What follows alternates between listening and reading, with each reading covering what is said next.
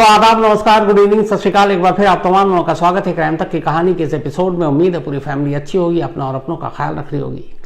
आज की कहानी शुरू करूं उससे पहले 20 साल एक लंबा अरसा होता है और आज 22 नवंबर 2024 को आज तक पर जो Monday to Friday crime show Vardaat आता है 20 साल पूरे कर चुका। 22 नवंबर 2004 को इस वारदात की शुरुआत की थी और देखते ही देखते 20 साल बीत गए। टीवी इंडस्ट्री में या फिर खासतौर पर क्राइम के अगर न्यूज़ चैनल में किसी शो का 20 साल तक चलना, ये लोगों के प्यार और भरोसे का ही एक सबसे अहम वजह है। तो तमाम हमारे दर्शकों को दिल से शुक्रिया कि इतना आपने प्यार दिया और आज वारदात अपने 20 साल पूरे कर रहा है। और इसी के साथ साथ आज से साहित्य आज तक भी शुरू हो गया। 22, 23 और 24 नवंबर major Dhyanchand stadium India gate के पास। तो 3 दिनों का ये साहित्य आज तक है। आज शाम 6:30 बजे से मैं 5 बजे पहुंचूंगा उसके बाद, इसलिए आज जल्दी कहानी रिकॉर्ड कर रहा हूँ। आज, कल और परसों तीनों दिन मैं वहीं रहूँगा। तो क्राइम तक फैमिली हमेशा आती है और मुलाकात होती है, तो आइएगा, आप लोगों से मिलेंगे, मज़ा आएगा। तो जो लोग हैं साहित्य आज तक में ज़रूर आए। अब आते हैं आज की कहानी के ऊपर। अभी कुछ दिन पहले आपको मैंने एक कहानी सुनाई थी इटावा की। कई बार मैं ये कह चुका हूँ कि इंसान के दिमाग में क्या चलता है और वो कितना इंसान खतरनाक उसका दिमाग होता है, जज करना या कहना बड़ा मुश्किल है। मैंने आपको कहानी सुनाई थी कि कानपुर में एक बिजनेसमैन जिसका गोल्ड का कारोबार था, दिल्ली से होलसेल लेता और जाकर इटावा में बेचता, मुकेश नाम था। मुकेश के परिवार में उसकी पत्नी और 3 बच्चे थे। 2003 में उसकी पहली शादी जब हुई और उसकी पत्नी एक बेटी को जन्म देने के बाद उसकी मौत हो गई और फिर उसने परिवार वालों के कहने पर दूसरी शादी की। दूसरी शादी से उसे फिर एक बेटी और एक बेटा हुआ। तो घर में 3 बच्चे। भाविया जो पहली पत्नी से उसको बेटी हुई थी, फिर उसके बाद काव्या और बेटा अभिष्ट, ये 3 बच्चे और उसकी पत्नी। अचानक 11 नवंबर की बात है, सुबह मुकेश जो है वो 20 अपने रिश्तेदारों को फ़ोन करता है और उसके बाद अपनी पत्नी और तीनों बच्चों के पत्नी के ही मोबाइल से स्टेटस डालता और बताता है कि सब कुछ ख़त्म हो गया। फिर वो पुलिस को फ़ोन करता है, पुलिस को मैसेज भेजता है और कहता है कि अब मैं भी मरने जा रहा हूँ और मैं रेलवे ट्रैक पर जा रहा हूँ। और ये सब कुछ होता है। उसके बाद वो इटावा रेलवे स्टेशन पहुँचता है। पहले उसको वंदे भारत ट्रेन के नीचे लेटना था, लेकिन फिर कुछ चीज़ें हुई। उसके बाद एक दूसरी ट्रेन का उसने इंतज़ार किया और लेट गया। फिर अचानक ड्राइवर की नज़र पड़ी, ट्रेन की 7 बॉगी उसके ऊपर से गुजर गई और वो बच गया। इसके बाद पुलिस उसे पकड़ती है, पूछताछ होती है और वो कहानी सुनाता है। कहानी ये कि करीब 15 लाख रुपए उसके लोगों ने, उसके अपने रिश्तेदारों ने, भाइयों ने, सब ने हड़प लिए। उसकी माली हालत ठीक नहीं है। बड़ी बेटी दिल्ली में पढ़ती है, दिल्ली यूनिवर्सिटी में, और रिश्तेदार कुछ ज़मीन भी हड़प रहे हैं।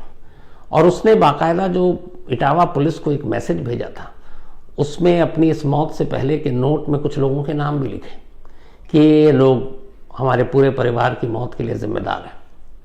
फिर उसने पुलिस को कहानी सुनाई कि जब माली हालत ख़राब हुई तो हमने पत्नी से कहा कि मरने का मन कर रहा है, तो उसने कहा तुम चले जाओगे तो पीछे में परिवार क्या करेगा। तो फिर वो पत्नी को मैडम कहता था। मैडम ने कहा कि जब मरना हो तो हम सब साथ लेकर हमें मरना।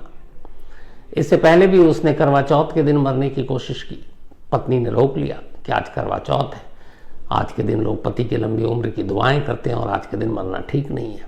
तो वो टलता गया और फिर आखिरकार 11 नवंबर को उसने पत्नी की मर्जी से ये तय किया कि सभी मर जाएंगे। नींद की गोलियां लेकर आया। पत्नी ने उससे कहा कि सबसे पहले अगर मरना है तो मुझे मारना, मैं बच्चों को मरते हुए तड़पते हुए नहीं देख सकती।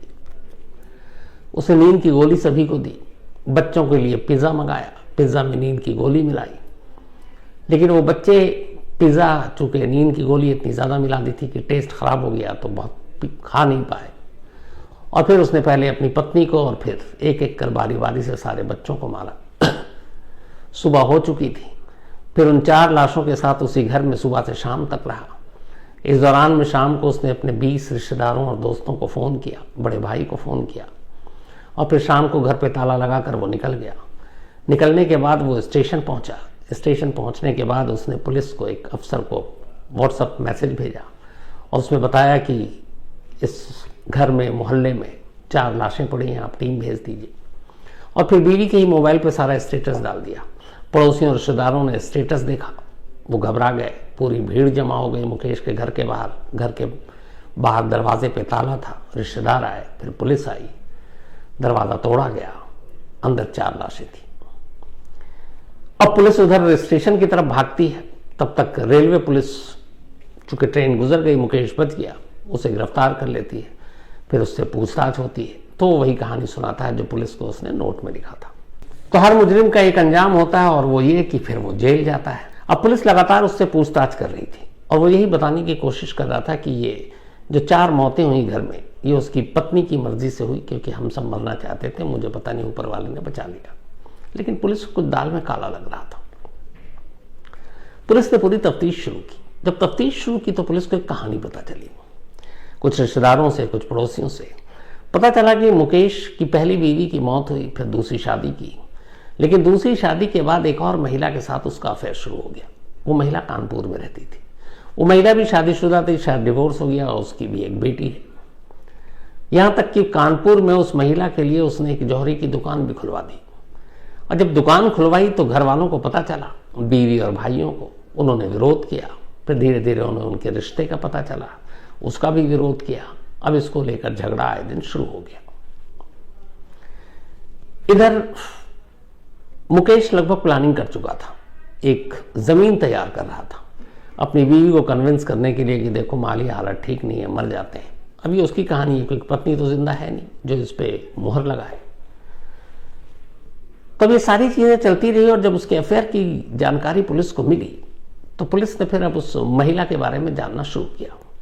उस महिला का नाम स्वाति है। अब बड़ी इंटरेस्टिंग चीजें पुलिस को जांच के दौरान पता चली।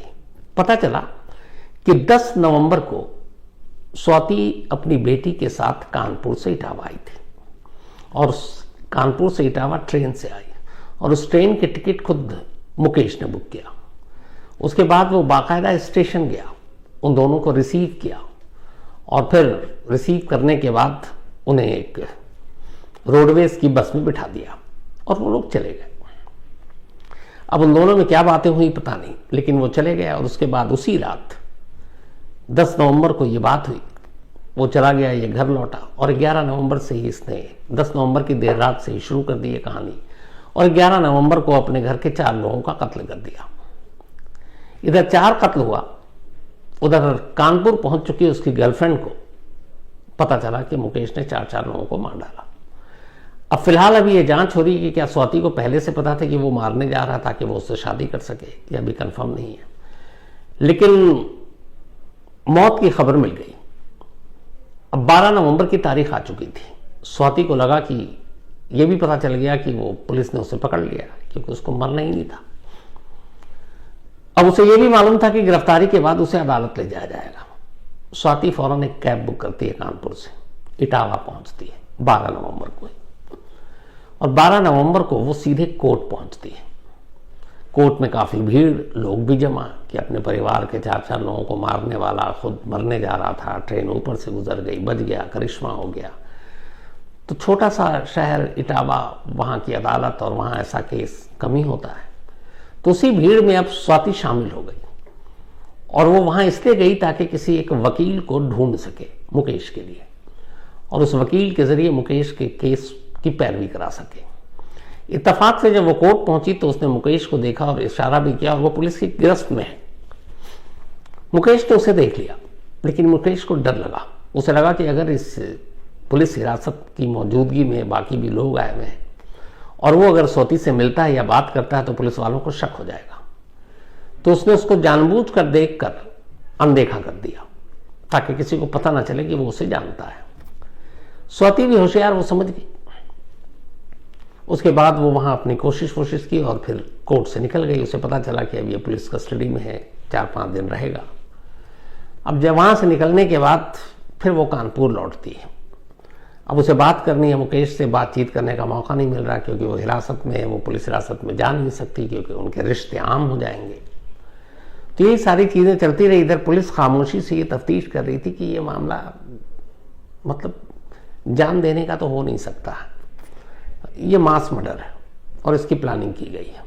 और जब इस रिश्ते की भनक मिली तो फिर पुलिस को एक क्लू मिला और इसी के बाद अब पुलिस ने सारे कॉल डिटेल रिकॉर्ड, बाकी चीज़ें, रिश्तेदारों से, पड़ोसियों से पूछताछ, जो कानपुर में दुकान खुलवाई उसके ट्रांजैक्शन, जो मुकेश है उसके बैंक खाते, सारी चीज़ों की जानकारी इकट्ठी करनी शुरू की।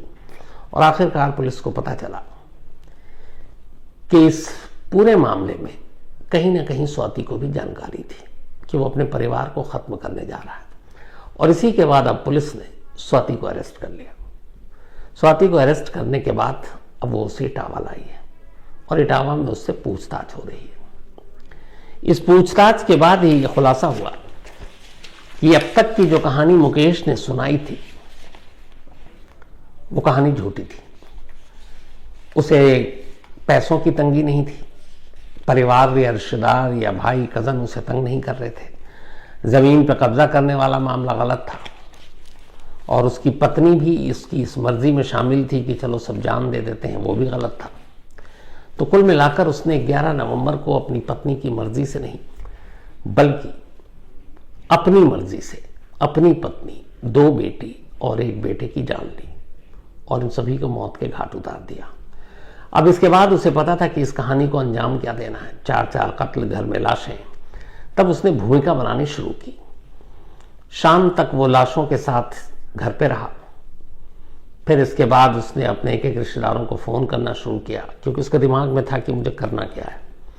और इसके बाद एक पुलिस जानकार था, उसके मोबाइल पे मैसेज भेजा कि इस घर में 4 लाशें हैं और मैं खुद इटावा रेलवे स्टेशन जा रहा हूँ जान देने के लिए, और हम सभी के, हमारे पूरे परिवार की मौत की जिम्मेदारी ये कुछ लोग हैं। और उसने कुछ लोगों के, अपने रिश्तेदारों के नाम भी डाल दिए। अब पुलिस को भी यही लगा क्योंकि 5 लोगों की जान जानी थी लेकिन 5वां तो बच गया था। तो पुलिस उसे लेकर आई। शुरू में लोगों को सिंपैथी भी थी मुकेश के साथ और वो तमाम रिश्तेदार डरे हुए थे। जिन जिन के नाम थे पुलिस ने कह दिया हम उन सबसे पूछताछ करेंगे और उनसे एक एक करके उठा के उनसे पूछताछ शुरू हो गई थी। कुछ तो हिरासत में भी ले लिए गए थे, गिरफ्तारी नहीं दिखाई गई थी। लेकिन फिर उसके बयान और उस स्टेशन पे उसकी मौजूदगी को लेकर शक हुआ और फिर जब ये पता चला कि 1 रात पहले भी वो उसी इटावा रेलवे स्टेशन पर गया, वहाँ उसने बाकायदा रेकी की, उसने देखा, तो फिर उसने ये प्लान बनाया। और अब अगर इटावा पुलिस की माने तो इस साजिश में उसके साथ साथ स्वाति भी शामिल थी। और वजह ये थी कि एक बार मुकेश अपने परिवार का खात्मा कर दे, बीवी बच्चों से छुटकारा पा ले, तो फिर स्वाति और उसकी बेटी ये दोनों मुकेश की ज़िंदगी में आएंगे, दोनों शादी करेंगे और फिर खुशहाल ज़िंदगी बिताएंगे। अफसोस, एक स्वाति एक दूसरे का घर उजाड़ कर उसकी अपनी पत्नी और बच्चों को मारने के बाद अपनी ज़िंदगी खुशियों से संवारना चाहती अपनी बेटी के साथ। उसे सोचना चाहिए कि जो शख्स किसी और के प्यार में पड़कर अपनी पत्नी और बच्चों को मार सकता है तो फिर आगे चलकर क्या गारंटी है कि वो उसे और उसकी बेटी को नुकसान ना पहुंचाए। क्योंकि वैसे भी मुकेश की ज़िंदगी में ये 3री महिला थी। पहली बीवी की मौत हुई। अब वो मौत को लेकर भी अब एक सवाल उठ रहा क्योंकि उसने बताया था कि वो नींद की गोली, उसको नींद नहीं आती थी, प्रॉब्लम थी। तो अब खैर वो केस खुल पाएगा कि नहीं, कि वो नेचुरल डेथ थी उसकी पहली बीवी की या वो भी मर्डर था। लेकिन अब शक के घेरे में वो मौत भी है। अब दूसरी बीवी और 3 बच्चे, और क्या पता 3री के बाद कुछ और नंबर आता। तो प्यार में अंधे लोग जब इस तरह का फैसला करते हैं तो भूल जाते हैं कि एक शख्स जो अगर एक बार जान ले ले, पुरानी कहावत है कि एक बार खून लग जाए तो फिर आसानी से नहीं जाता। तो अफसोस, एक पूरा परिवार उजड़ गया, 3 छोटे बच्चे, एक पत्नी और पति, सिर्फ और सिर्फ हवस और इस रिश्तों को लेकर उसने पूरा घर उजाड़ दिया। तो ये थी आज की कहानी। तब तक अपना और अपनों का ख्याल रखिएगा। Thank you very much.